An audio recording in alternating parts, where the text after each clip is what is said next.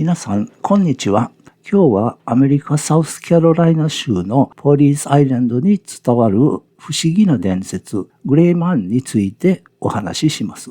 この伝説は私が子供の頃、サウスカロライナ州で育った父から教えてもらったもので、インターネットでさらに詳しく調べることができました。日本は台風が多い国なので、このハリケーンの接近を警告してくれる幽霊の話が興味深いと思います。ポリーズアイランドのグレーマンは灰色の服を着た幽霊として知られています。彼の姿が目撃されると、その後に必ず大きなハリケーンが襲来するというのです。最初の目撃情報は19世紀初頭に遡り、多くの人々がこの幽霊を見たと報告しています。伝説によると、グレーマンはかつてこの地に住んでた若い男性で、愛する婚約者に会うために急いでました。しかし彼は砂丘で馬から落ちて命を落としてしまいます。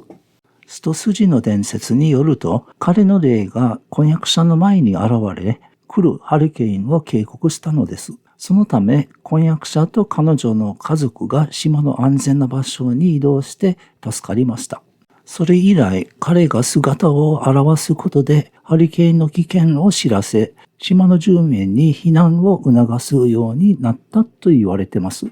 過去200年間で6つの大型ハリケーンがポリーズアイランドに上陸しました。地元の人々たちによると、グレーマンは各ハリケーンの前に現れました。実際にポリーズアイランドの住民や観光客は何度もグレーマンを目撃しています。1989年のハリケーンヒューゴの前にもグレーマンが目撃されました。この時、彼を見た人々はすぐに島を離れ、そのおかげで命を救われたと言います。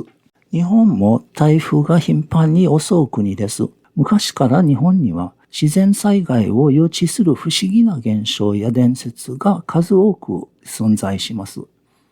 例えば、稲光や雲の形、動物の行動などが災害の前兆とされることがあります。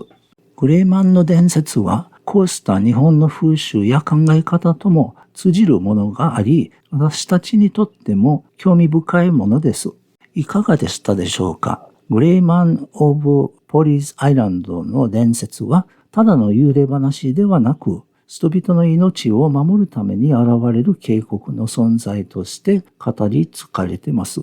日本でも自然災害に対する備えはとても重要です。この伝説を知ることで、私たちも日常生活の中で危険を察知し、備えることの大切さを再確認できるのではないでしょうか。ご視聴いただきありがとうございました。また次回のビデオでお会いしましょう。